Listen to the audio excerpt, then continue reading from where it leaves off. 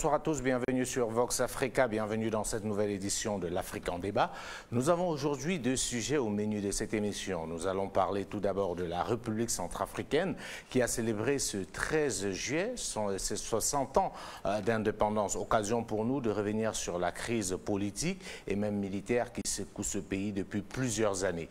Nous aurons tout à l'heure en direct depuis la plateforme Zoom le ministre de la Communication de la République centrafricaine pour parler de ce sujet. En deuxième partie d'émission, nous allons parler de la crise anglophone au Cameroun qui franchit une nouvelle étape dans la sauvagerie des personnes mutilées et aujourd'hui la situation semble totalement stagner. Nous allons effectivement évoquer tous ces sujets-là au cours de cette émission avec vous, mais surtout avec Polycarp Essomba, notre chroniqueur actu. Polycarp, bonsoir et bienvenue. Merci, bonsoir Jules. Merci d'être au rendez-vous de l'Afrique en débat qui commence à prendre sa place. Absolument. Progressivement grâce à vous également, entre autres. Je profite en début d'émission pour remercier toute l'équipe technique qui nous assiste dans la production de ce rendez-vous, que ce soit l'équipe conduite par Valérie Ngassa ou l'équipe digitale depuis Bruxelles conduite par Boli Pango. Toute une grande équipe mobilisée tous les dimanches à partir de 13h GMT pour vous faire vivre l'actualité africaine. Alors Polycarp, avant de revenir sur la République centrafricaine et plus tard le Cameroun, j'aimerais quand même, actualité oblige, qu'on reparte en Côte d'Ivoire parce que ça n'arrête pas. Comme on le sait, Alassane Ouattara a annoncé qu'il sera candidat pour un troisième mandat, même si ses partisans parlent du premier mandat de la Nouvelle République. Il y a eu appel à manifestation et, comme on pouvait s'y attendre, malheureusement des morts. Oui, on avait déjà un peu dit la semaine dernière que cette campagne allait être, en tout cas pour le premier temps de la campagne, en attendant la campagne officielle et la confirmation des candidatures, parce qu'il y a encore le fait que toutes les candidatures doivent passer par le tamis de la validation par la Cour constitutionnelle, et bien que la candidature d'Alassane Ouattara allait malheureusement focaliser l'attention de tous ses adversaires sur la question de la légalité de cette candidature-là. On a longuement épilogué la semaine dernière là-dessus, sur est-ce que doit-on prendre en compte la Constitution de 2010 ou celle de révisée en 2016? C'est un débat juridique qui n'est pas tranché, mais malheureusement, on a constaté cette semaine qu'il y a eu des débordements dans plusieurs villes en Côte d'Ivoire et déjà des morts, une mobilisation qui est naissante et qui va sans doute aller croissante d'ici à la confirmation de cette candidature. C'est quelque chose qu'on pouvait redouter et la Côte d'Ivoire semble repartir dans un cycle de violence. Et quand on voit la détermination du camp du RHDP à maintenir cette candidature-là et la détermination du camp en face, de tous les opposants en face à faire barrage à cette candidature, il y a fort à parier que le bras de fer risque d'être très très violent. C'est très compliqué parce qu'on se retrouve malheureusement, comme par hasard, 10 ans en arrière, les mêmes causes produisant les mêmes effets. Il ne vous a pas échappé effectivement que c'est quasiment les mêmes acteurs qui sont sur la scène aujourd'hui. Henri Konan Bédié, Alassane Ouattara, dans une moindre mesure Laurent Gbagbo qui lui ne peut pas être physiquement sur place pour les raisons que l'on connaît. Alors, et qui manœuvre peut-être aussi depuis là où il se trouve, parce que voilà, on s'imagine bien que ses partisans sont aussi dans la rue. En tout cas, on l'entend. Ils demandent dès l'instant, dès les premières heures de la confirmation de la candidature de Alassane Dramane Ouattara, des jeunes qui étaient dans la rue à Abidjan réclamaient nous voulons le retour de Gbagbo. Le retour de Gbagbo. Et on sait que lui-même il est une bonne faction du FPI choisi comme son candidat. Absolument. Quoique le FPI ait déjà choisi son propre candidat en la personne de Pascal Affi-N'Guessan. Est-ce que Gbagbo aura le temps de se repositionner dans le jeu, dans la perspective de cette élection présidentielle? Manifestement, je ne crois pas. C'est parti pour... il a fait une demande de passeport pour pouvoir entrer en Côte d'Ivoire. Dans le meilleur des scénarios possibles, je pense que ce passeport lui sera restitué peut-être après la validation des candidatures. Comme ça, il pourra revenir tranquillement lorsque les dés auront été quasiment joués. Les jeux auront été faits, mais d'imaginer qu'il puisse regagner Abidjan avant le 31 août pour éventuellement avoir la possibilité de fédérer déjà son camp et préparer sa candidature, pour moi, c'est quasi mort. Trop court. Même si certains parlent de plus en plus d'un probable report de cette élection. Tout à fait, ça circule aussi. Mais bon, est-ce que le pouvoir a intérêt? Qui a intérêt à ce que l'élection soit... C'est plus l'opposition. C'est plus l'opposition. C'est plus l'opposition. Mais pour l'instant, comme on a dit, il y a une unanimité de l'opposition, tous contre un, sur la légalité. Dans le débat, même sur les programmes n'est pas encore entamé, mais tout le monde est unanime. Pas de débat sur les programmes.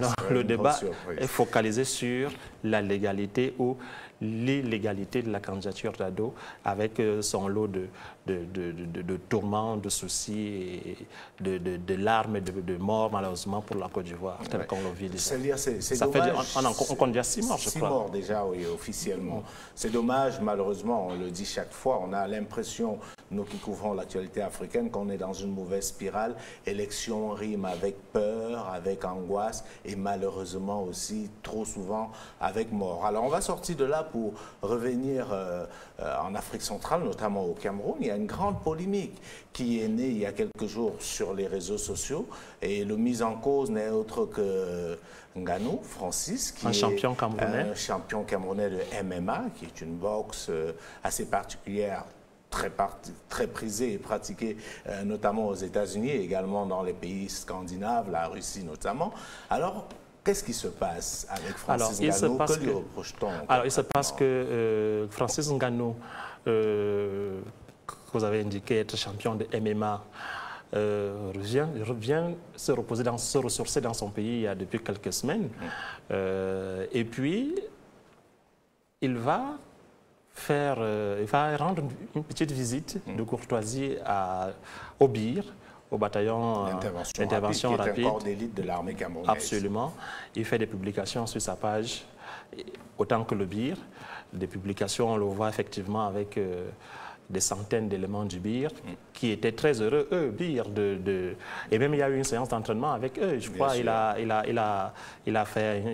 eu une séance de train avec les gars du BIR. Donc il a dû passer un bon moment qu'il a voulu partager avec ses followers, avec les gens qui sont abonnés à sa page, à ses différents réseaux sociaux. Sauf que malheureusement derrière, il y a effectivement une levée de bouclier qui a suivi ces publications-là, d'aucuns lui faisant le reproche comme qui dirait, de valider un peu. Vous savez, le BIR est un peu contesté, même si c'est d'aucuns estiment que c'est une armée prétorienne, une armée au service d'un individu, donc notamment du président Biya. Et vous savez, le clivage qu'il y a au Cameroun en ce moment, le clivage politique et surtout le rôle que cette unité d'élite joue dans la crise, dans les zones anglophones, d'exactions sur les civils. Donc, du coup, quand lui ont fait le reproche de s'être accoquiné avec le mauvais camp, et c'est allé vraiment dans tous les sens. Alors que Ngannou, dans sa défense, estimait avoir posé un acte patriotique, et que pour lui, c'était une manière de montrer qu'il aimait son pays. Il a même essayé de rectifier derrière en disant qu'il ne fait pas de politique, que cette visite-là était une visite bon enfant, et que c'est par amour pour son pays, et que voilà, il ne voyait pas où se trouvait le problème. Sauf que, jusqu'à date, le débat a suivi son cours. On a vu des artistes comme Valsero le reprendre, Valsero le rappeur, le reprendre vertement, et d'autres sur différentes pages. Et ça focalise l'attention depuis plusieurs jours. Votre avis personnel, qu'est-ce qui peut justifier? Parce qu'au-delà du cas Bakri Francis Ngannou, il y a une grande intolérance. Absolument. Au Cameroun aujourd'hui. Absolument. C'est la traduction de ce que le Cameroun est arrivé à un stade comme je disais, la société est extrêmement clivée. Il y a des tensions qui sont nées au lendemain de l'élection présidentielle 2018. Il y a que derrière, enfin un peu avant, depuis déjà fin 2016, la crise anglophone en novembre 2016 pointait son nez. Donc du coup, même si ça n'a pas l'air comme ça, mais il y a des camps qui sont radicalement opposés.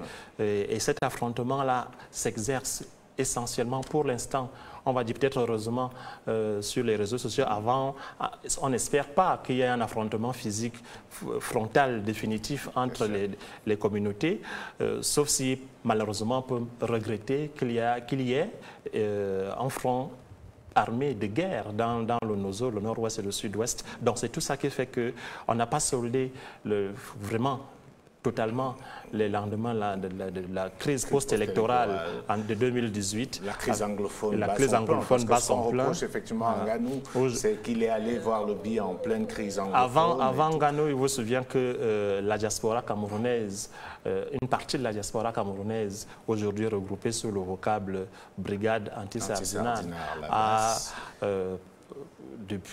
a entrepris depuis plusieurs mois maintenant de faire la guerre à ceux des artistes qui, pendant la campagne électorale de 2018, avaient été chantés dans les meetings du parti au pouvoir. Voilà, notamment le Rassemblement démocratique du peuple camerounais. Ils ont été, ces artistes-là, traqués dans leurs différents déplacements en Occident, des images assez violentes. Je me souviens, j'ai vu une jeune dame, Coco Argenté, en larmes, empêchée de prester parce que elle avait été dans ce concert. La Catino et d'autres qui aussi, je crois, beaucoup. Donc, du coup, les artistes, même Samuel Eto'o, vous vous souvenez, Samuel Eto'o, parce que, justement, toujours en rapport avec l'élection présidentielle, il était allé au palais présidentiel. Et il avait appelé carrément à voter pour Il avait dit qu'il voterait pour le candidat Biya.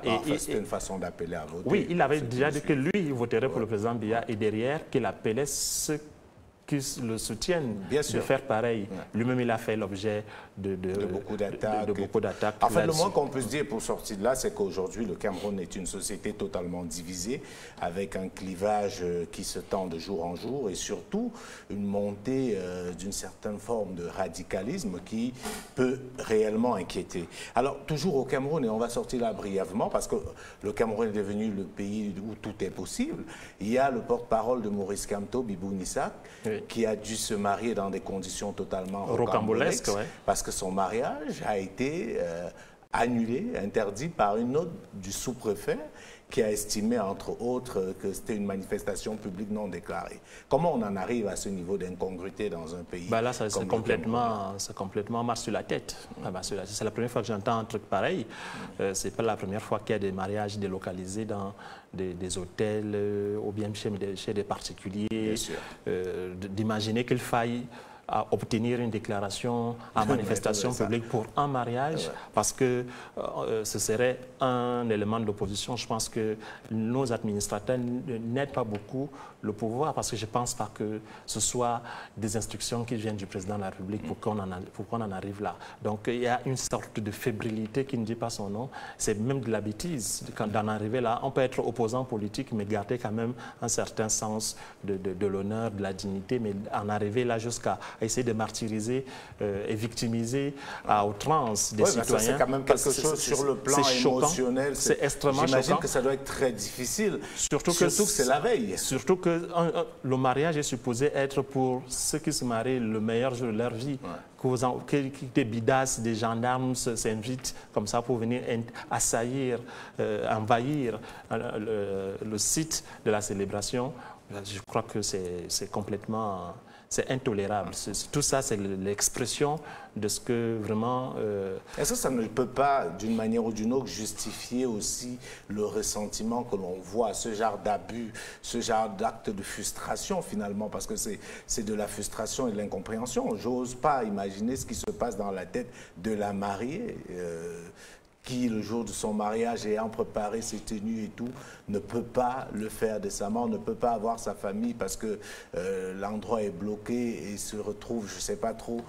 Est-ce que ça ne nourrit pas aussi tous ces abus que l'on voit au quotidien? On se rappelle aussi qu'on a vu pas mal de choses venant du ministère de l'administration territoriale qui s'est cru avoir le pouvoir de nommer les responsables des partis politiques, etc. Est-ce que c'est cet ensemble de choses... Il y a une ambiance ambiance pas très saine. Vous indiquez ce fait-là, comme on peut citer un autre, avec cet homme d'affaires,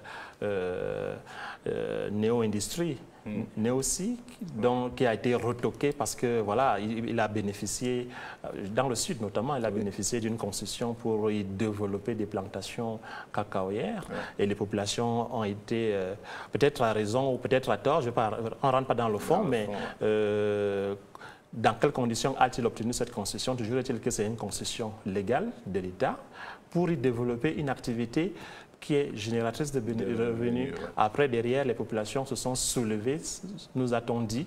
Et là, il faut relever que là, ces manifestations-là ont été, à tout le moins, tolérées. Parce qu'on a vu des pancartes, on a vu des dizaines, voire des centaines de jeunes dans les rues, dans ces régions-là, qui ont pu manifester pendant que le préfet était en train de tenir une réunion avec les élites et les forces vives de la localité pour s'insurger de ce qu'un Camerounais puisse venir investir au Cameroun. Et puis finalement, il y a eu un rétropédalage de l'administration qui lui a donné cette concession pour indiquer que sur les 33 000 hectares sur lesquels il devait développer ses plantations, finalement, il faut surseoir en attendant d'y voir plus clair. Lorsqu'on sait que par ailleurs, des étrangers sont propriétaires, en tout cas peut-être pas propriétaires, mais développent des activités sur des terres au Cameroun, au sud, à l'est, un peu partout dans le Cameroun, notamment les Chinois, sans contrôle véritable. Qu'un Camerounais qui veut développer, rentabiliser des terres pour fournir de la matière première à une usine qui est implantée au Cameroun, soit empêché d'investir. Il y a autant de choses qui font qu'on a assisté ces derniers temps à beaucoup de choses. On aura l'occasion d'en reparler parce que dans la deuxième partie, nous parlerons du Cameroun de long en large avec notamment la crise anglophone. Je propose à présent qu'on aille en République centrafricaine pour notre premier sujet. Mais avant, comme il est des traditions dans cette émission, je vous propose, pour planter le décor, de suivre cet élément que signe pour nous Valère Bouguet. 60 décennies d'histoire de combat et d'instabilité politique, la République centrafricaine a célébré le 13 août dernier ses 60 années d'indépendance, 60 années de symboles et de mémoire collective. Proclamée République centrafricaine en 1958, l'histoire de l'ancienne Ubangui-Chari n'a pas été un long fleuve tranquille. Avant l'avènement des indépendances, le pays est dirigé par une administration coloniale, notamment française. Dans les hautes sphères de l'administration, on ne retrouve aucun cadre centrafricain. Les nationaux sont considérés comme des indigènes, de ce fait éloignés des postes de décision. Seulement au début des années 1945, un homme va se révéler au peuple. Son nom, Barthélemy Boganda. Il est considéré comme le père fondateur de la jeune nation centrafricaine. Sous son impulsion, le pays sera doté d'un drapeau, d'une devise et d'un hymne national conçu originellement par l'Afrique équatoriale française, l'AEF. À sa mort en 1959 de suite d'un accident d'avion, il est succédé par son ministre David Dacko, même si dans l'ombre plane le visage d'Abel Goumba. Le nouvel homme fort de Bangui, David Dacko, bénéficie du soutien de la France. C'est ainsi qu'en 1960, il devient alors le premier président de la jeune république qu'est devenue la Centrafrique. Très vite, ses actes de gouvernance et surtout son rapprochement avec la Chine ne seront pas vus d'un bon œil par Paris. David Dacko impose un régime dictatorial et se fait de plus en plus isolé sur la scène internationale. C'est alors qu'un nouvel homme fait son apparition sur la scène politique, Jean Bédel Bokassa, le chef d'état-major de l'armée de l'époque. Il est le produit du système français et sa mission est de faire tomber le pouvoir en place. Après son coup d'état, le pays a été le théâtre d'une succession de prises de pouvoir par les putschs. Le coup d'état de 1965 qui hisse Jean Bédel Bokassa au pouvoir, au détriment de son cousin David Dacko, est juste le début d'une longue période de turbulence. Bokassa se fait élire président à vie et s'auto-proclame empereur en 1977. Sauf que 2 années plus tard, et à la surprise générale, les rôles s'inversent. L'empereur Bédel Bokassa est lui aussi renversé par coup d'état et David Dacko reprend le pouvoir.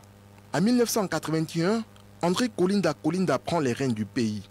Sous son régime, le pays connaît une relative stabilité. Mais en 1989, la chute du mur de Berlin et la Petroïska vont faire naître un vent démocratique sur le continent africain. La Centrafrique n'est pas en reste de ce mouvement. Après plusieurs années de crise politique, L'ouverture démocratique est prononcée en 1993 et le pays organise ses premières élections démocratiques. Ange Félix Patassi est élu comme le tout premier président de la jeune démocratie centrafricaine. Il sera réélu en 1999 avant de se faire évincer du pouvoir par François Bozizé, qui le succède au fauteuil présidentiel en 2004. Depuis cette période, une guerre civile ravage le pays. Malgré la signature de l'accord de paix en 2007, les combats entre les différents groupes rebelles n'ont pas cessé. Après le court passage de Kateri Samba Panza et de Michel Dioto dans la tête du pays, l'élection du président Faustin Archange Touadéra semblait être la lueur d'espoir devant mettre définitivement fin à plus de 40 années de conflit. Si le pays attend bien que mal renouer avec une certaine stabilité, il n'en demeure pas moins que l'élection présidentielle annoncée pour octobre prochain risque de compromettre les acquis de paix. 60 ans après l'indépendance, c'est l'image d'une Centrafrique instable, marquée par les coups d'État à répétition, des guerres civiles, la pauvreté ambiante au sein des populations qui est perceptible. 60 années d'indépendance, la Centrafrique cherche à nouveau son chemin. De retour sur le plateau de l'Afrique en débat après cet élément de Valère Bougué, je pense qu'il y a une petite correction à faire. L'élection, c'est bien en décembre en République centrafricaine, pas en octobre. Je pense qu'en Côte d'Ivoire, c'est en octobre, mais en République centrafricaine, je pense que ce sera bien en décembre. Alors, nous allons aller directement en ligne, retrouver à Bangui le ministre de la Communication de la République centrafricaine, M. Maxime Kaziragi. Bonsoir, Monsieur le ministre. Bonsoir. Est-ce que le ministre nous entend? Je vous entends bien pour ma part, oui. Bonsoir. Bonsoir, Monsieur le ministre. Merci beaucoup d'être en direct sur Vox Africa et d'avoir accepté de participer à cette émission de l'Afrique en débat. Alors, première question, comment s'est célébré les 60 ans de l'indépendance de la RCA jeudi dernier? Eh bien, comme vous avez dû le voir, c'est célébré par un défilé, une parade militaire dans la ville de Bangui, mais aussi par différents événements dans quelques provinces. En réalité, cette parade militaire avait un aspect symbolique.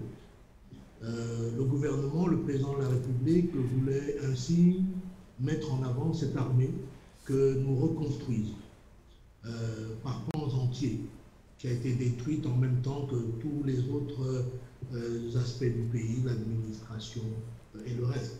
Je dois dire d'ailleurs que votre résumé d'entrée est tout à fait cohérent et il est tout à fait soutenable. D'accord. Alors, Monsieur le ministre, avant d'aller sur l'actualité beaucoup plus récente, j'aimerais qu'on revienne quelques semaines après. Comment est-ce que vous avez vécu la décision du Conseil de sécurité de l'ONU de maintenir l'embargo sur les armes, notamment dans vos pays en ce moment? Comme tous les Centrafricains, cette décision a été pénible pour nous à encaisser, je dois le dire, et de le dire de cette manière. Pourquoi? Parce qu'en réalité, nous sommes face à une situation où les groupes rebelles continuent de s'équiper et de s'armer lourdement, de le faire à travers des pays voisins, en traversant donc nos frontières, ce qui ne peut passer inaperçu aux yeux de nos partenaires, y compris des Nations Unies et du Conseil de sécurité. Dans le même temps, le gouvernement légitime de la République centrafricaine ne peut s'équiper à la hauteur de ce que nous avons en face de nous et donc de la menace qu'il nous faut résorber. Alors bien entendu, notre pays a pourtant entamé et engagé la plupart des réformes qui lui avaient été demandées, à commencer par la réforme du secteur de sécurité, du secteur militaire, la mise en place de poudrières, de lieux de stockage et la formation d'une armée purement républicaine, qui ne soit plus comme à l'époque une armée prétorienne, ethnique ou régionaliste, ou destinée à la protection d'un gouvernement ou d'un régime. Ça a donc été difficile pour les populations centrafricaines, comme pour nous, les dirigeants centrafricains, de nous voir repousser à nouveau à d'autres échéances pour la levée de cette sanction. Mais notre rôle, c'est de nous y remettre, d'y travailler, de continuer les discussions avec tous les partenaires, de continuer les discussions, bien entendu, avec les Nations Unies et particulièrement le système des experts des Nations Unies, eh bien, c'est ce que nous avons commencé immédiatement à faire.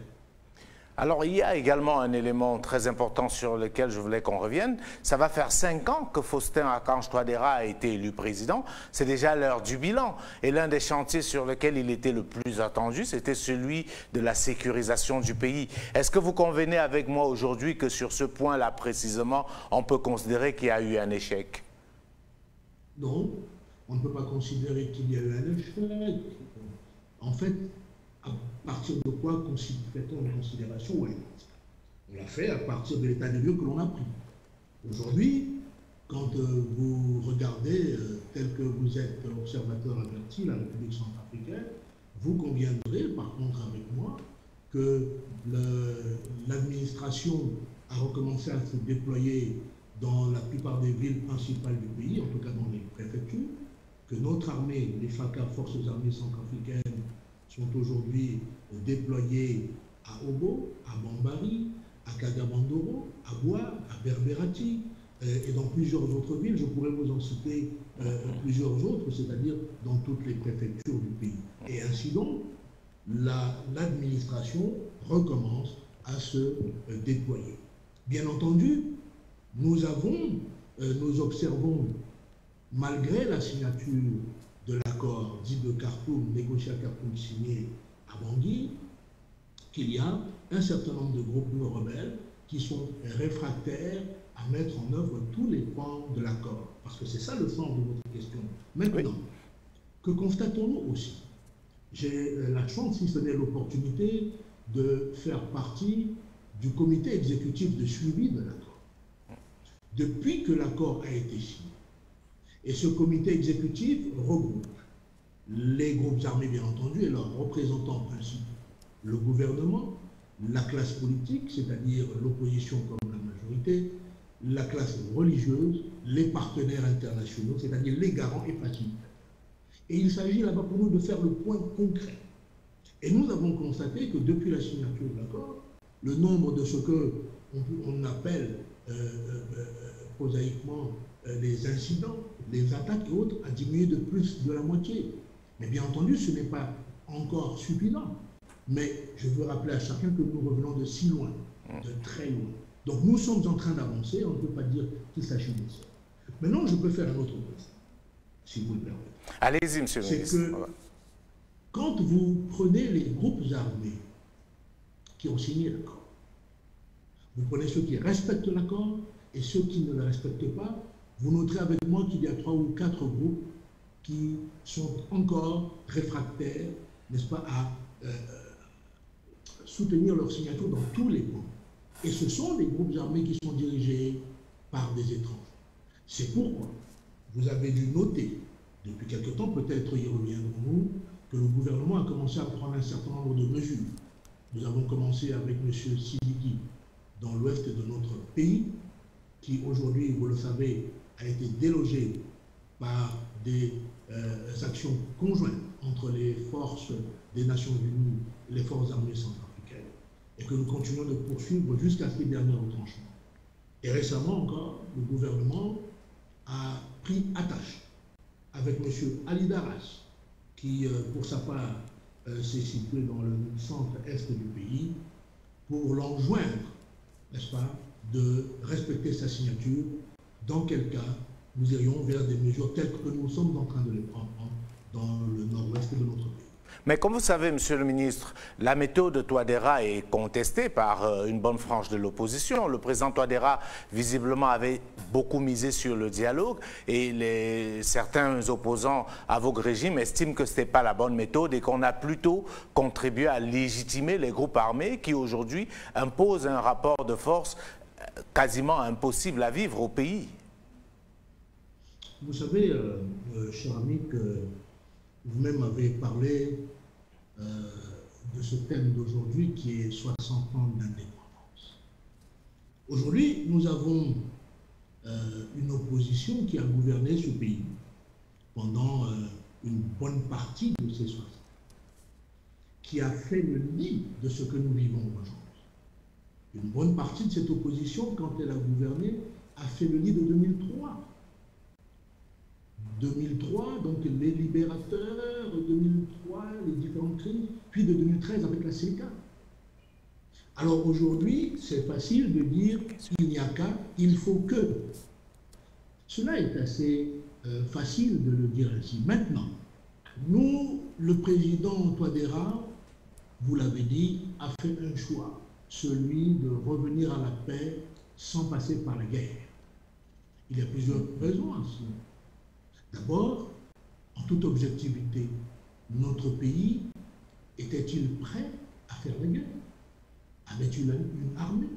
Était-il équipé? Le président de la République a estimé que, n'étant pas par principe un en guerre, il ne voulait pas, n'est-ce pas, risquer que nous revenions à une situation de 2013 où des forces rebelles reviennent jusqu'à Bangui et puissent terroriser toutes les populations.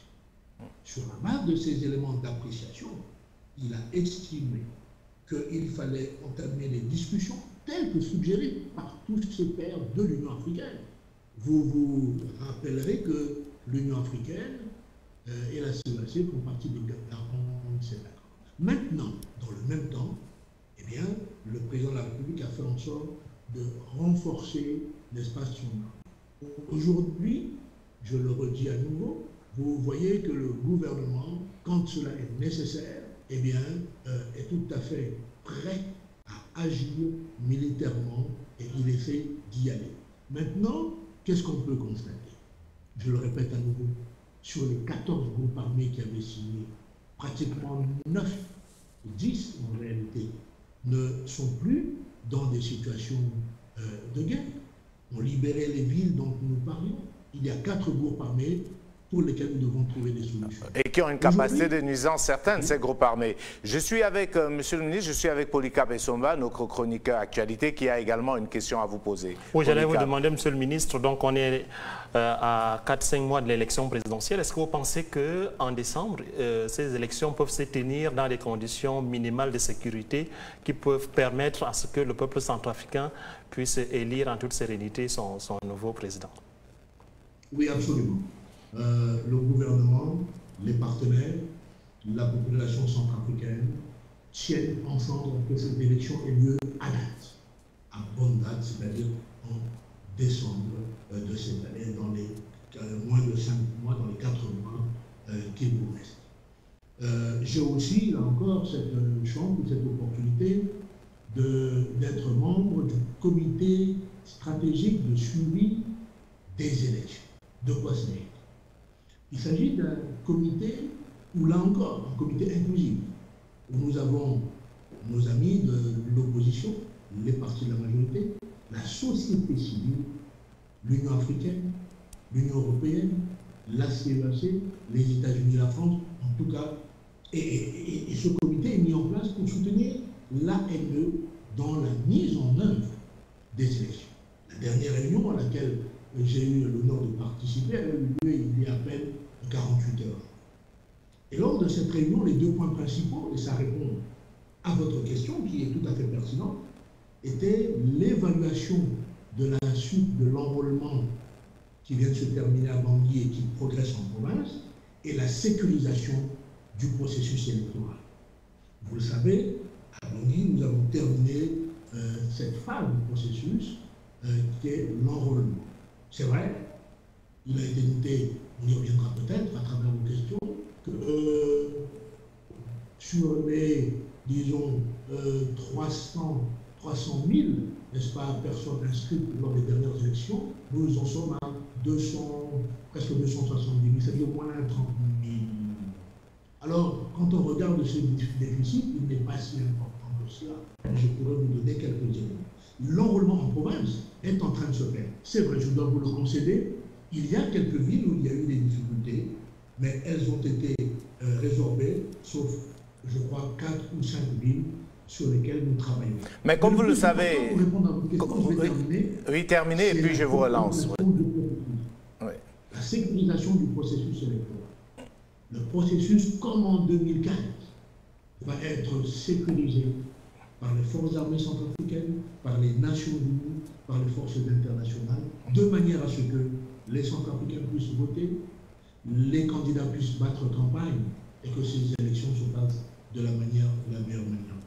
Alors, Monsieur le ministre, comme vous le savez bien, vous avez très bien fait de parler de l'ANE, qui est la commission électorale en République centrafricaine. Vous savez qu'une bonne partie de l'opposition, pour ne pas dire toute l'opposition, réclame une réforme de cette institution avant toute élection et menace même d'appeler à la désobéissance civile. Vous êtes bien au courant, Monsieur le ministre? Oui, mais je pense que cela a déjà été acté. Cela a été acté. La réforme de l'ANE est en cours. Je pense que cela a été acté à l'Assemblée nationale. Donc l'ANE est en cours de recomposition avec un certain nombre d'autres, n'est-ce pas, responsables qui lui seront adjoints.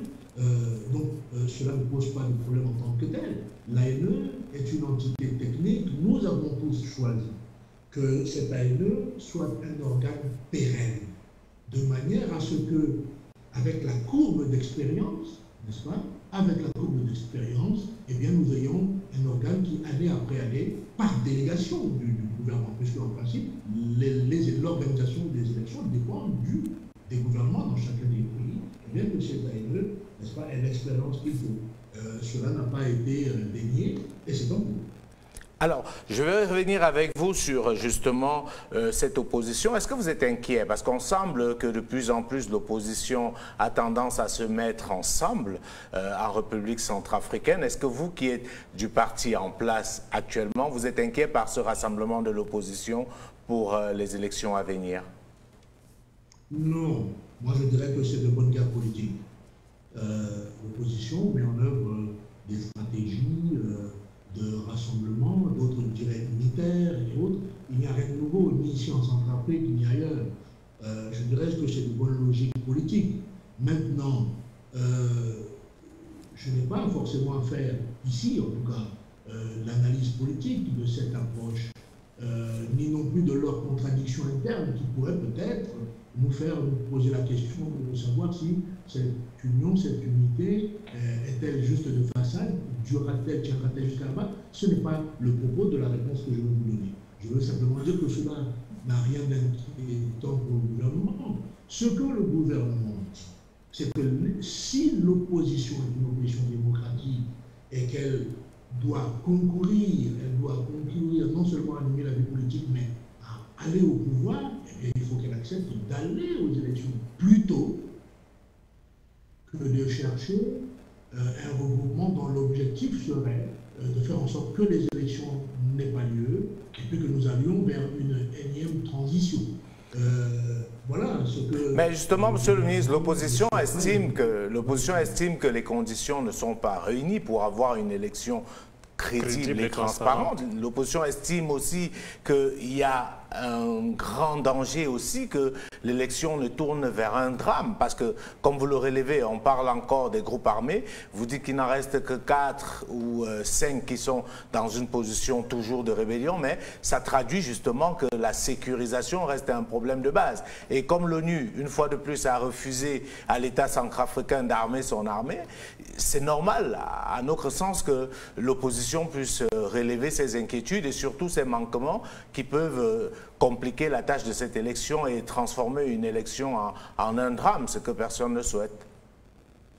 Je veux juste vous rappeler que lors des précédentes élections, il n'y avait pas d'armée centrafricaine. Le dispositif des Nations Unies n'était pas en place. Il était en tout cas embryonnaire. Il y avait un dispositif avec nos frères, n'est-ce pas, des pays africains. Les groupes armés étaient contrairement à ce que l'on dit aujourd'hui, sur une partie beaucoup plus intense de notre territoire centrafricain. Les hommes politiques qui vont, à ce que je comprends, aller à ces élections sont quasiment les mêmes. Je parle des ténors, les mêmes qui étaient allés en 2015. Nous avions tous accepté d'y aller. Je suis moi-même, vous le savez, chef de parti politique, Et nous avions décidé d'aller à ces élections, qui avaient eu un minimum de sécurisation, n'est-ce pas? Et nous n'avions encore pas d'armée. Nous n'avions pas, comme aujourd'hui, une armée positionnée dans toutes les préfectures comme nous l'avons aujourd'hui. Le nombre d'armes qu'avaient les FACA à l'époque, certains parlent de moins d'une centaine d'armes, ce qui n'est pas le cas aujourd'hui, parce que sur la base des décisions minimales des Nations Unies, nos forces armées sont au minimum équipées. Donc, ce ne sont pas des arguments soutenables ou qui pourraient faire en sorte que ces élections n'aient pas lieu.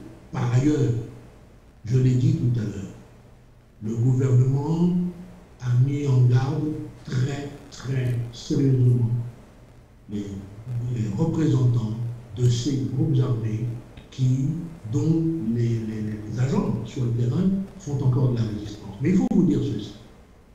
Ces groupes armés sont en train de muter, sinon de muer.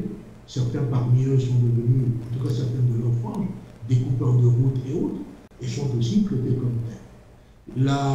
Le processus de sécurisation dont je vous ai parlé, et auquel participe par le budget de l'État l'Union européenne et les autres partenaires, est un processus robuste de sécurisation de ces élections. Et donc, sur la base de tous ces éléments, il n'y a aucune raison que ces élections soient de plus grand danger qu'elles ne l'ont été en 2000. Merci, Monsieur le ministre. Nous allons vous remercier d'avoir accepté de prendre votre temps pour échanger avec nous en direct sur Vox Africa ce dimanche. Une toute dernière question et on vous libère, c'est celle du bilan. On a parlé du bilan sécuritaire du président Touadéra. Est-ce qu'au moment où il veut rempiler pour un nouveau mandat, vous pouvez estimer qu'il a un bilan satisfaisant? Quel peut être, selon vous, l'élément phare de ces 5 ans de présidence passée? Je veux simplement dire que quand le président de la République a été élu, c'est-à-dire après une courte transition, c'est comme cela que votre collègue l'a dit tout à l'heure, la République centrafricaine était quasiment un non-État. C'était un pays totalement détruit, sans armée, sans administration, un système judiciaire inexistant. Aujourd'hui, le système judiciaire est remis en place et commence à fonctionner. Vous en avez vu quelques résultats à travers les différents procès qui ont eu lieu et qui ont condamné pas seulement des responsables de groupes armés, mais aussi des personnes de tout profil. L'administration est remise en place. Le pays a procédé à ce jour à plus de 6 000 recrutements dans l'administration civile. Nous continuons de former notre armée et de la remettre sur ses pieds. La liberté de la presse, les libertés civiles ont été réinstallées par le président de la République. Aujourd'hui, j'ai parlé de l'emploi. Nous avons fait des routes, des tronçons de routes ont été faits pour recommencer à désenclaver le pays sur Damarabois, Bosanté-les-Bossangois, je ne vous les citerai pas toutes. Et nous avons repris le rebitumage de route dans la ville de Bangui. Merci, Monsieur le ministre. Merci beaucoup, Monsieur le ministre. Nous allons prendre congé de vous en vous remerciant d'avoir accepté de participer à cette émission. Madame, Monsieur, nous allons à présent parler du Cameroun, où nous allons évoquer la crise anglophone qui dure depuis pratiquement 4 ans aujourd'hui et qui, depuis ces dernières semaines, a connu encore un ensauvagement indescriptible. Nous suivons pour planter le décor cet élément de Valère Bouguet et nous revenons pour parler de cette crise. La scène horrible et odieuse portant sur l'assassinat d'une femme dans la localité de Mouyouka est le dernier épisode du conflit armé dans les régions anglophones du Cameroun. La vidéo, devenue virale sur les réseaux sociaux, suscite indignation et colère. En effet, depuis 4 ans, les régions du sud-ouest et du nord-ouest sont en proie à un conflit armé opposant les combattants indépendantistes aux forces de sécurité nationales. Initialement basée sur des revendications corporatistes, notamment celles des avocats et des enseignants, la crise a basculé progressivement vers des revendications séparatistes en raison des réponses jugées insuffisantes du gouvernement camerounais. Avec en toile de fond le refus des autorités d'ouvrir un débat autour du fédéralisme stoppé en mai 1972. 4 années après le début de la crise, les conséquences sociales et économiques sont désastreuses. La CDC le second employeur après l'État du Cameroun, a vu ses activités partir en ruine. 90% de son personnel se retrouve aujourd'hui sans emploi. Sur le plan politique, l'administration est presque inexistante. Les deux régions se sont vidées de leurs habitants. Selon le Haut Commissariat des Nations Unies aux réfugiés, l'on enregistre près d'1 million de déplacés internes et presque 100 000 au Nigeria voisin. La tenue du Grand Dialogue national en octobre 2019 est visiblement restée sans impact sur le conflit. L'octroi du statut spécial n'a pas réussi à dissuader les séparatistes de déposer les armes. Pour donner solution aux revendications des avocats grévistes, le gouvernement camerounais avait opté pour l'ouverture d'une session commune law au sein de la division de la magistrature et des greffes de l'École nationale de la magistrature suprême, ENAM. Une trentaine d'auditeurs de justice du droit anglo-saxon sortis de cette école a été nommée récemment par le chef de l'État camerounais Paul Biya. La crise anglophone qui sévit dans cette partie du territoire camerounais est à l'origine de nombreux drames et des faits tragiques.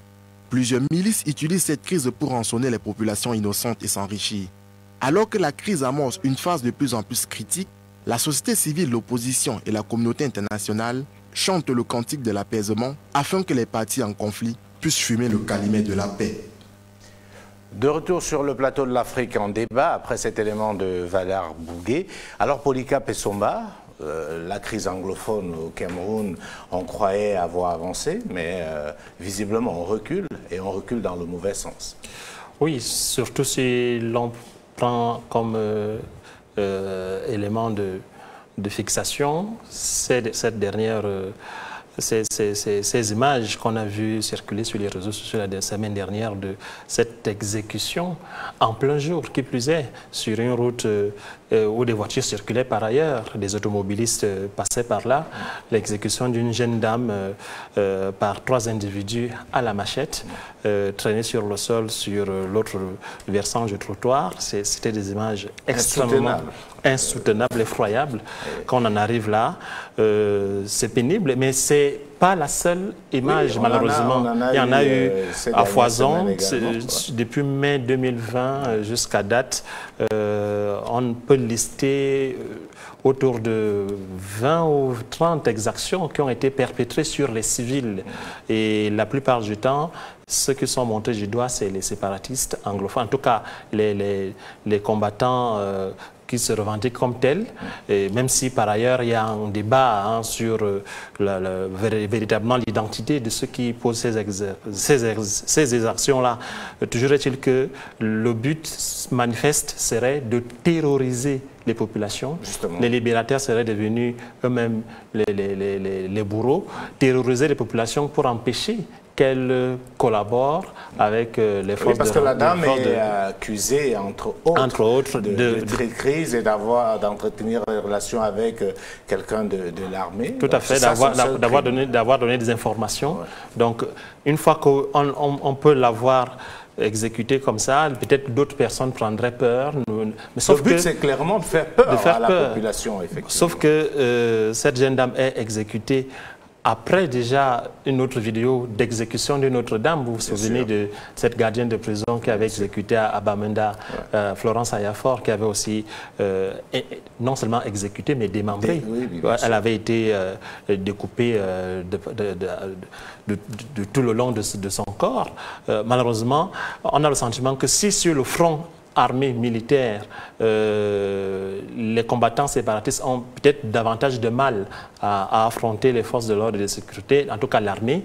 Ceux qui paient le prix fort de cette guerre, ce sont les civils, parce que eux, ils n'ont pas les armes pour se défendre. Et la terreur, c'est vraiment le règne de la terreur, mais désormais dans le Nozo, dans le nord-ouest et le sud-ouest qui a cours en ce moment. Alors, Polycarpe Essomba, pourquoi ça n'avance pas, cette résolution de la crise? Il est démontré aujourd'hui que la solution militaire n'a pas produit des résultats. On a essayé une solution, entre guillemets, politique avec un grand dialogue, si on peut l'appeler ainsi, qui n'a rien donné. On est aujourd'hui à presque 1 an. Et où en est-on avec justement les résolutions de ce dialogue? On n'en est presque nulle part. On n'a pas beaucoup avancé, vous l'avez dit. On a engagé peut-être pas une fumisterie, mais quelque chose qui interpelle aussi. On a parlé de reconstruction, le plan de reconstruction du nord-ouest et du sud-ouest qui est dans sa phase d'implémentation, nous dit-on. Il est déjà budgétisé dans tous les cas et les gens s'interrogent sur la pertinence, la crédibilité d'une telle annonce lorsque l'on sait que le territoire n'est pas pacifié et que même si on venait à reconstruire ici un bâtiment, là une école et là une route, le risque pour que ce soit redétruit quelques temps après reste. Donc il faut d'abord traiter politiquement le problème avant peut-être d'envisager de la reconstruction. D'autres estiment qu'on ne va pas attendre d'avoir neutralisé le dernier séparatiste avant d'engager ce chantier de la reconstruction, que les deux peuvent aller de pair, mais pour autant qu'on ait le sentiment que les camps en conflit se parlent. Malheureusement, les camps en conflit ne se parlent presque pas. Il y a eu quelques tentatives qui ont même par ailleurs, tout de suite après, été démenties, mais bon, enfin minimisées, relativisées. Et même on parle avec qui? Parce qu'on a fait le grand dialogue avec ceux qui étaient les plus conciliants, ceux qui manifestement ne sont même pas concernés par la crise. On a réuni au palais de congrès des centaines de congressistes qui ont discuté pendant... Qui pour la plupart n'avaient rien à faire. Voilà, qui ne sont pas concernés au premier chef. Ceux qui posent le problème sont soit emprisonnés, soit en exil. Ils étaient tous absents. Donc on n'a pas engagé la discussion avec ceux-là, même s'il y a eu des missions qui ont été envoyées à l'étranger, qui sont revenus, je veux dire, la besace un peu vide. Donc on est vraiment dans une situation de statu quo ante et malheureusement c'est ça l'inquiétude. On en parlait déjà sur ce plateau, il y a eu une lueur d'espoir. On a parlé d'une rencontre entre le gouvernement camerounais et certains leaders. L'Église pousse, notamment l'Église catholique. Mais on n'en entend plus beaucoup parler. L'Église pousse, notamment l'Église catholique, après l'échec de la médiation suisse, qui elle-même s'est un peu découragée par rapport à ce qu'on a observé comme étant le radicalisme des parties prenantes ou bien les conditions que posent les séparatistes, parce qu'il faut savoir que les séparatistes ne sont pas complètement fermés au dialogue, mais ils posent un certain nombre de conditions et de préalables qui sont, du point de vue du gouvernement, complètement irrécevables, notamment le fait que l'armée doit quitter complètement ces zones-là et le fait que les négociations doivent se passer dans un pays étranger et la libération totale de tous ceux qui sont dans cette crise. Donc, c'est des conditions auxquelles le gouvernement n'a pas encore accédé et qui sont toujours sur la table parce que de manière itérative, chaque fois que Sissokou Ayok Tabé, le président autoproclamé de la République fantoche de l'Amazonie, s'est exprimé sur la question, il a remis de manière quasi répétitive ces préalables-là sur la table et le gouvernement, pour l'instant, ne l'entend pas de cette oreille. Donc, du coup, il y a blocage de ce point de vue-là, même si, comme vous l'avez indiqué, les contacts, quoique timides, sont quand même entretenus. Donc, cette rencontre la plus récente, la dernière, où on a extrait Sissokou Ayok Tabé et 9 de ses partisans pour aller rencontrer des émissaires du gouvernement à l'épiscopat de Mvoli à Yaoundé pour amorcer ce que d'aucuns peuvent penser comme étant le début d'une négociation directe entre le gouvernement et les séparatistes. Même si, malheureusement, là encore, les séparatistes eux-mêmes ne sont pas dans une situation on va dire quoi, il n'y a pas une direction unifiée. On a beaucoup de gens qui interviennent. Il y a ceux qui sont en exil qui ne reconnaissent pas. Justement, c'est pour ça que je voulais vous poser la question. Que vaut Sissokou Ayok Tabé aujourd'hui? Parce que a-t-il encore le poids réel qu'on lui a prêté à un moment donné? Peut-il encore justement être un acteur déterminant dans la résolution? Moi, je pense que malgré tout, malgré le fait qu'il soit emprisonné, et même peut-être que davantage par le fait qu'il soit emprisonné, dans l'opinion, notamment anglophone, il a quand même une certaine aura. Parce que, entre autres, c'est lui qui a porté quand même assez fort, notamment la dénomination Ambazonie, c'est lui qui l'a fait découvrir aux Camerounais, c'est lui qui, le drapeau et tous les symboles de cet État qu'ils entendent créer, c'est lui qui les a fait connaître aux Camerounais et assez Camerounais de cette partie du pays, de la région anglophone, du nord-ouest et du sud-ouest. Donc je pense que sa légitimité, peut-être au sein du leadership ambazonien peut être contesté, mais de manière globale, sur le terrain, lorsque vous allez sur le terrain à Bamenda, à Boya et autres, beaucoup de gens réclament qu'il soit libéré parce qu'on lui reconnaît un certain leadership, même si, évidemment, effectivement, au niveau du leadership, sur le plan administratif, légal de l'Ambazonie, il est contesté parce que entre-temps, il a été même démis de sa fonction de président et qu'il y a un nouveau président intérimaire qui vit, lui, en exil, Samuel Ekome, et qui n'a pas...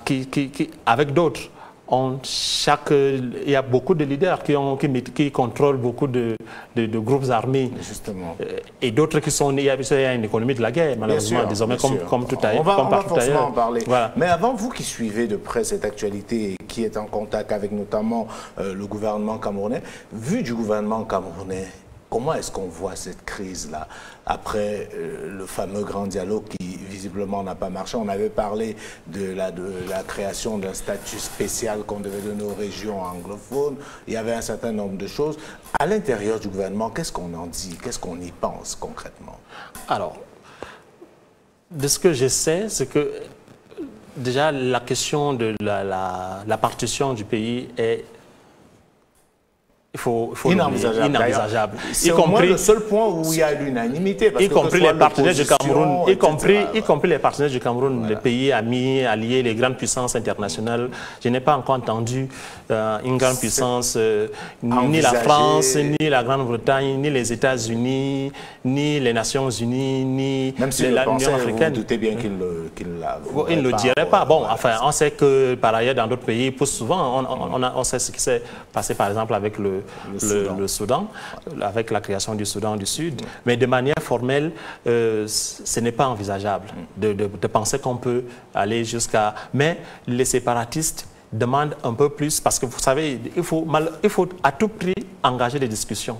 Et ils sont arc-boutés sur leurs revendications maximalistes, de manière à ce que si les négociations s'ouvrent, qu'ils obtiennent le plus possible. Donc le gouvernement ne veut pas perdre de sa force, parce qu'ils estiment, ils sont encore dans l'illusion de ce qu'ils peuvent écraser les irrédentismes qui ont cours sur le terrain, sur le plan militaire. Malheureusement, 4 ans plus tard, on se rend compte que... Parce que malheureusement, le temps qui passe est à la défaveur des civils. Voilà. On se rappelle de cette pauvre dame, comme du massacre d'un Garbou, qui sont autant de choses qui donnent froid au dos. Donc il est évident que pour cette crise qui est éminemment politique, la solution ne sera pas militaire, sinon le problème aurait été réglé il y a fort longtemps. Même si on veut dire que la Casamance, ça dure depuis des décennies, que la crise corse dure depuis des décennies, que le problème catalan dure depuis des décennies, que 4 ans, ce n'est pas... Encore et encore, ce n'est pas seulement 4 ans. Ils ont beau 4 ans, c'est l'escalade. Par rapport la crise anglophone dure depuis au moins une 50aine d'années. On sait que le SNC, avant l'Ambazonie, avait déjà existé, que le problème anglophone a toujours existé, mais que c'est véritablement depuis 4 ans quand une sorte de rapport de force a été établi par ce nouveau leadership anglophone. Donc le pouvoir est encore dans sa position de considérer que, voilà, ils ont déjà beaucoup concédé. Vous voyez bien, même dans les nominations qui sont faites ces derniers temps, on essaye de placer des anglophones ici et là dans des postes essentiels. Mais est-ce que c'est ça la solution, véritablement? Ça n'a fait rien avancer sur le terrain. Parce que d'autant plus que les villes mortes, vous savez, les leaders, ils sont à l'étranger. Mais tous les mots d'ordre qu'ils passent en direction de ces deux régions-là sont respectés totalement. On a tout fait pour essayer de ramener un semblant de normalité dans les régions du nord-ouest et du sud, notamment les lundis où c'est lockdown, où tout est fermé.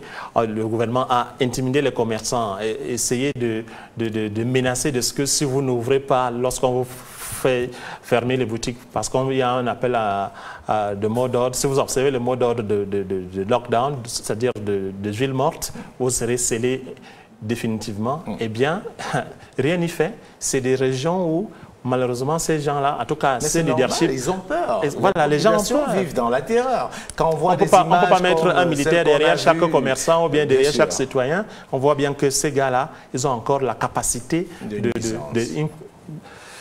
non seulement des nuisances, mais d'en imposer dans l'agenda, dans le cours des choses, l'évolution des choses sur le terrain. Alors on a connu ces derniers mois et même ces dernières semaines une autre phase. Jusqu'à présent, le centre névralgique de la guerre, c'était dans les régions du nord-ouest et du sud-ouest.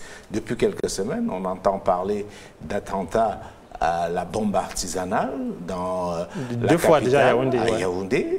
Très récemment, dans l'un des plus grands marchés de Yaoundé, le célèbre marché Mokolo. Alors, vers quoi est-ce qu'on est en train d'aller, Polycarp Essomba? Parce que...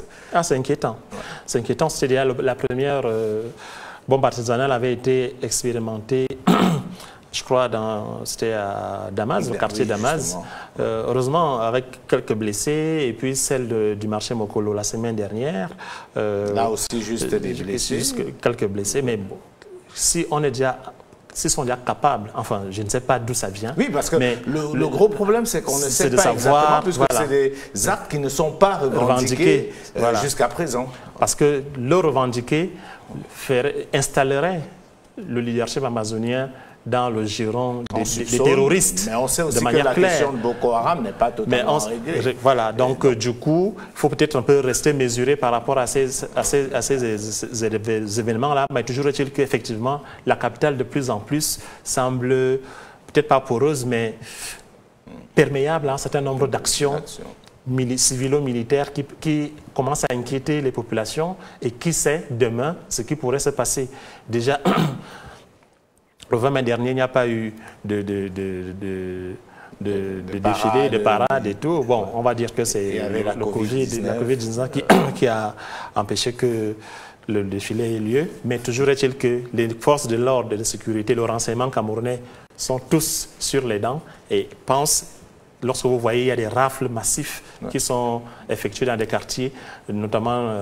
Mélène, le quartier Mélène, je crois, au Bili, où il y a beaucoup d'anglophones. On fouille des...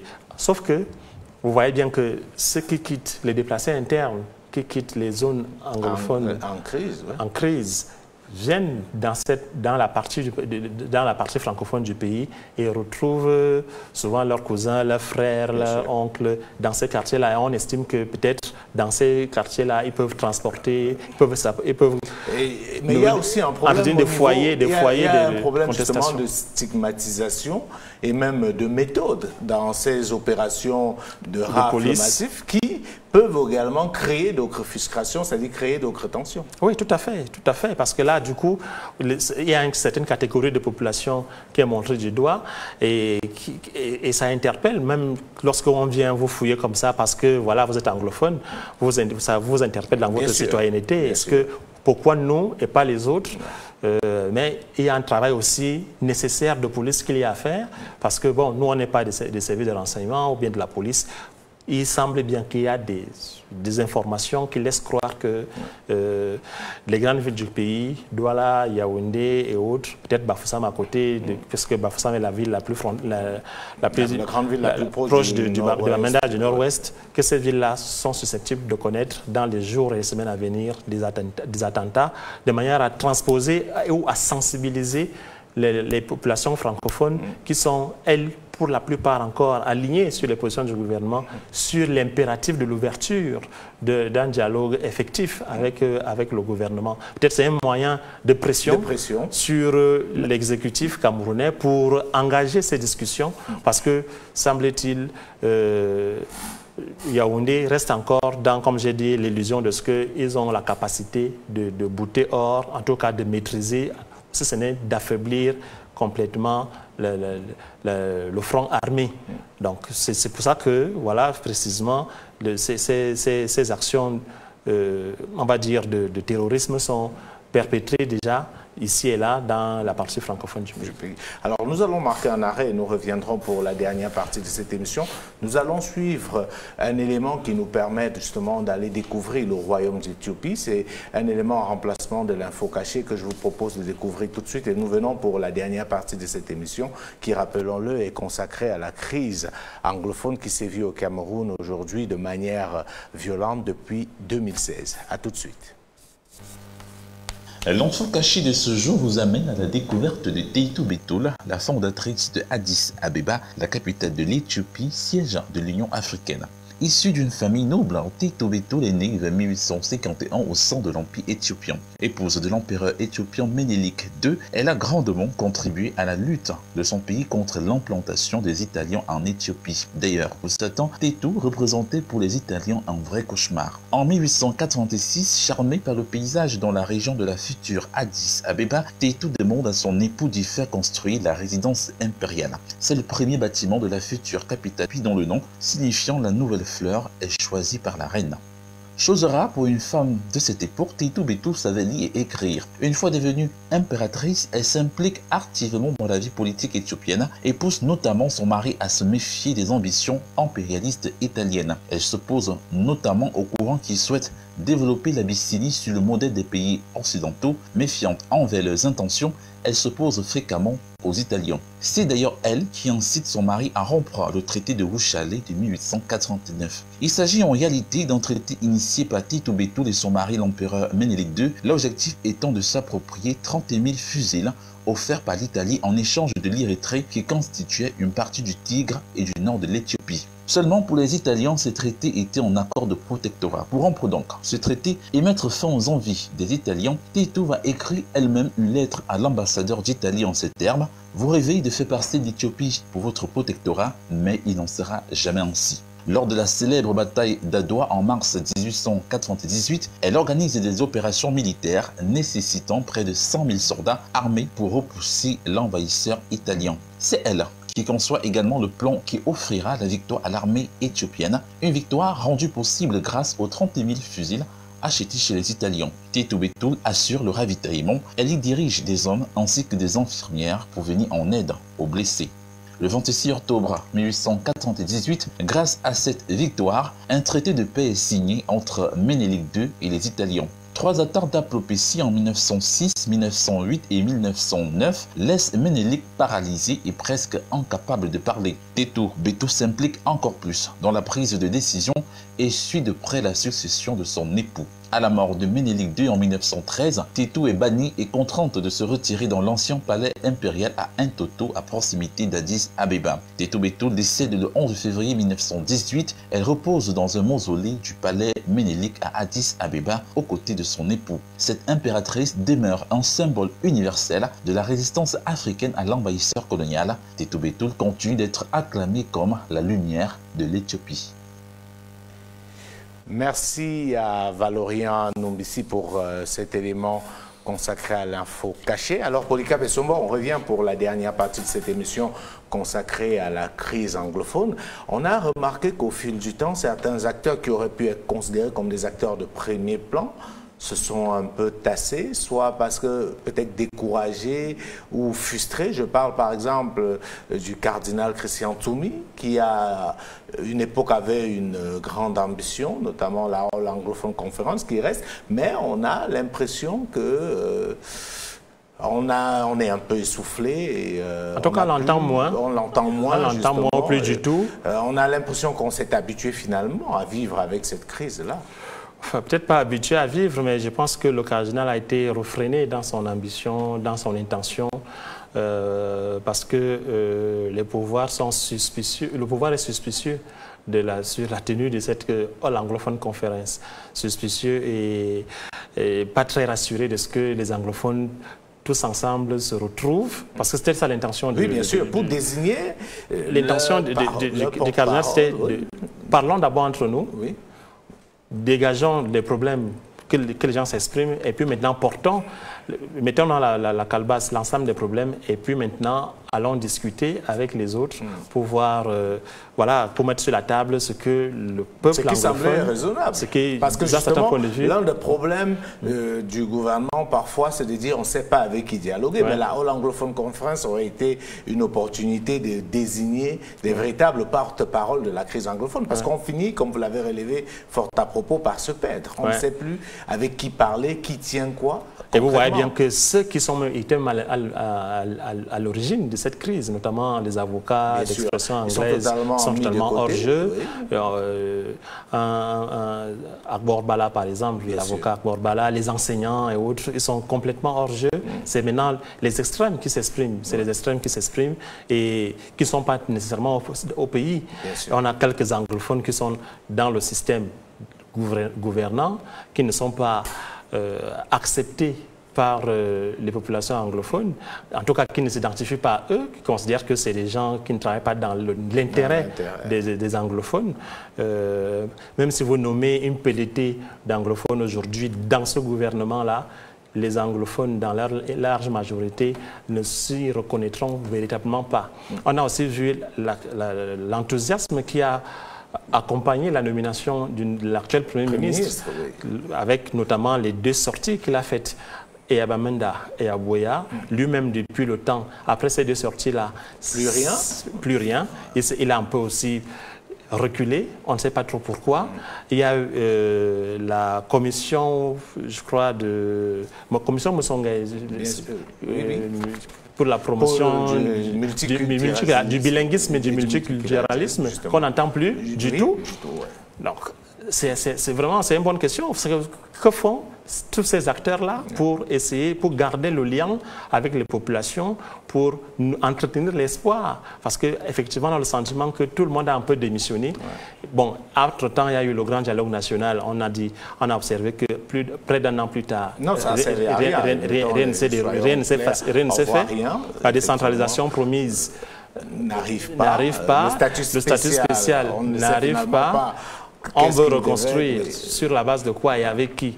Les Nations Unies, notamment à travers le PNUD, ont adoubé, ont en tout cas accepté d'accompagner ce plan de reconstruction. Mais des pays comme les États-Unis, qui a quand même une voix prégnante dans cette crise, sont assez réticents quant à la pertinence de ce plan de reconstruction. La dernière sortie de Tibor Nagy, le secrétaire d'État américain aux affaires africaines, est assez clair. Il ne croit pas du tout. Du tout pas.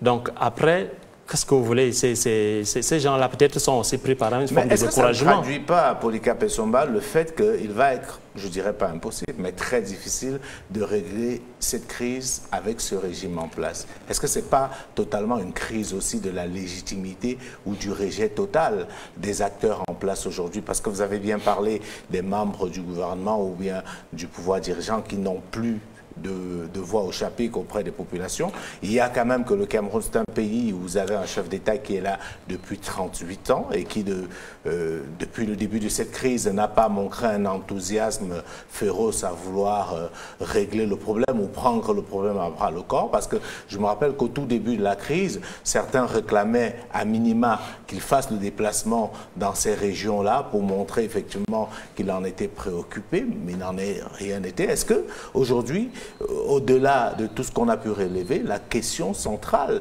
de Paul Biya et de sa longévité au pouvoir n'est pas le nœud gordien qui bloque la résolution de cette crise? C'est une bonne question. Je crois que elle fait partie effectivement du problème, la question du régime ou bien de la légitimité du régime. Vous savez très bien que l'élection de 2018 a occasionné une crise qui n'est pas complètement réglée. Il y a une crise peut-être pas institutionnelle, mais une crise de légitimité. Même si le principal opposant, le professeur Maurice Kamto, a lui-même concédé que, voilà, de fait, c'est M. Biya qui est au pouvoir et que c'est à lui qu'il revient de traiter cette question-là. Et malheureusement, il y a le fait de son âge. On voit bien que de plus en plus, il était déjà assez distant. Il s'est davantage, avec la venue du Covid, davantage refermé dans sa solitude. On a du mal à le voir, on le voit. Vous avez dit qu'on ne l'a pas vu au Nozo, on n'a pas non plus vu là-bas dans l'extrême nord pour ce qui est de la guerre contre Boko Haram. Il y est retourné pour quelques heures pendant la campagne présidentielle à Maroua notamment, mais jamais il n'est allé au front, en tout cas vers les populations. Donc c'est un style qu'on lui connaît depuis toujours. Est-ce que c'est la meilleure façon de faire? Je pense qu'effectivement, il y a aussi la façon d'aborder cette crise-là par le pouvoir, par les dirigeants actuels qui participe aussi à l'enraciner dans le corps social. Malheureusement, s'il y avait eu un peu plus de volonté, un peu plus d'engagement, un peu plus d'entrain à résoudre cette crise. Je pense que fondamentalement, les Camerounais, qu'ils soient du nord-ouest, du sud-ouest, en tout cas anglophones comme francophones, même ceux qui aujourd'hui appellent à la partition, il y a des problèmes qu'on peut résoudre si on accepte de se rencontrer, de traiter et rester dans la République, dans la nation, tous ensemble. Parce que fondamentalement, même ces gars-là, même ceux qui sont à l'extérieur, qui sont aujourd'hui identifiés comme indépendantistes, je pense qu'il reste quand même un substrat de ce qu'ils sont profondément camerounais. Voilà. Est-ce qu'il n'y a pas justement sur cette crise-là une sorte,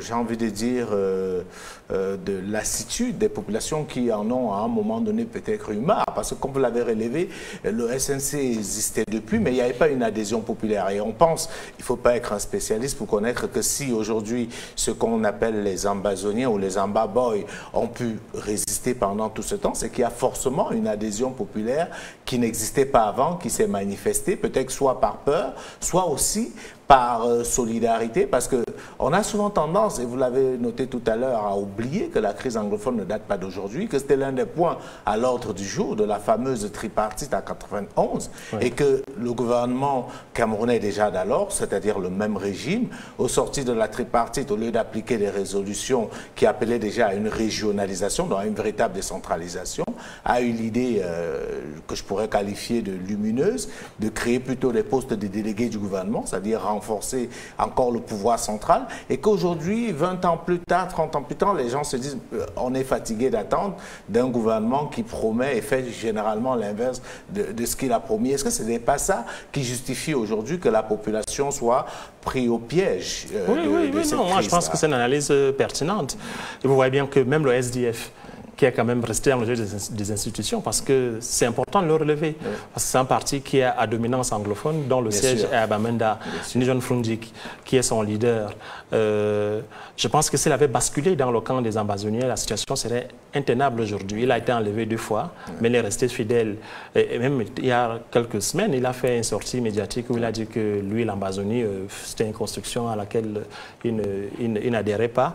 Je pense que ce jeu d'élimination de toutes les bonnes volontés qui se sont exprimées jusqu'ici pour essayer de régler cette affaire. On a pensé que des gens comme Nidjon Frundi, comme le cardinal, Toumi, comme d'autres, qui ont des positions plutôt modérées, mais qui pensent qu'il faut régler cette crise. Pour le SDF, il faut au minimum la fédération. Tout à fait. Au minimum, ce qui est une position pas scandaleuse.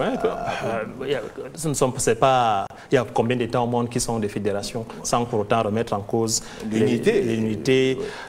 Quand on dit le Cameroun est indivisible, la fédération n'impacte pas, ne divise pas. C'est-à-dire qu'on peut être fédéré et uni et indivisible. Mais cette affaire-là est tabou. Complètement, je ne sais pas, mais il va bien falloir un jour traiter, avoir le courage d'adresser ces problématiques, de repousser ad vitam aeternam. Cette problématique-là va continuer à nourrir le ressentiment des populations et, comme vous disiez, l'adhésion de ceux qui hier étaient peut-être un peu en retrait, qui estiment que voilà, on n'a pas l'écoute, le pouvoir ne nous écoute pas. Donc du coup, peut-être ceux qui nous vendent le rêve d'une indépendance qui nous ferait prospérer mieux que ce que nous vivons aujourd'hui. Donc ils sont on va dire, quand vous séduisez une femme, que vous montrez vos plus beaux atouts, vous vous présentez sur le meilleur jour, vous avez des chances de pouvoir la guicher. Surtout que, ceux qui portaient cette idée d'un nouvel État, effectivement, vendaient du rêve en leur promettant, puisque devenir une sorte de Suisse d'Afrique. C'est une zone riche, extrêmement riche. Et ils estimaient effectivement qu'il y avait quelque chose à jouer. Donc c'est un discours qui, au fil du temps, a pu saisir. Et peut-être pour sortir, je voudrais dire, la méthode du gouvernement, vous l'avez évoqué tout à l'heure, mais je voudrais effectivement qu'on insiste là-dessus, parce que, comme on dit, cette crise, elle date depuis des années. Paul Biya, alors Premier ministre, était déjà au courant d'une crise anglophone, donc c'est une crise qui date, mais elle a connu l'escalade en 2016. On aurait même pu dire que c'est une chance, une chance entre griffes, que ce soit lui le président en ce moment, puisque lui connaît très bien l'origine de la crise, parce qu'il a connu toutes les étapes, y compris depuis tous les acteurs qui ont contribué, y compris à la réunification, tout ce qui s'est fait à Fumban, tous les grands noms, les Tandem Mouna et tout ça là, qui sont passés entre-temps. Il est aujourd'hui l'un des derniers, c'est le dernier à avoir vécu tout ça, historiquement. Voilà, il connaît parfaitement le problème et il est très bien placé pour l'adresser et pour, à tout le moins, le solutionner, même si aujourd'hui, en face, il a des interlocuteurs qui sont plutôt jeunes et qui ont hérité dans le cœur des ressentiments de ce que leurs parents leur ont dit et de ce que le peuple anglophone a... Ou bien de ce qu'ils vivent au quotidien. Parce qu'il faut dire aujourd'hui que c'est une réalité... Ils considèrent qu'ils sont des citoyens de seconde zone, qui sont toujours, lorsqu'on a nommé un francophone, un anglophone et adjoint, dans la plupart des administrations... Qui sont des choses vérifiables. Absolument. Dans la plupart ils ont... Vous voyez la configuration du gouvernement, ils ont à peine 1 ou 2 ministères de souveraineté, encore que c'est la première fois. Vous savez, là, il a fallu que, justement, la crise monte en intensité pour que, pour une fois, un anglophone soit à l'administration territoriale.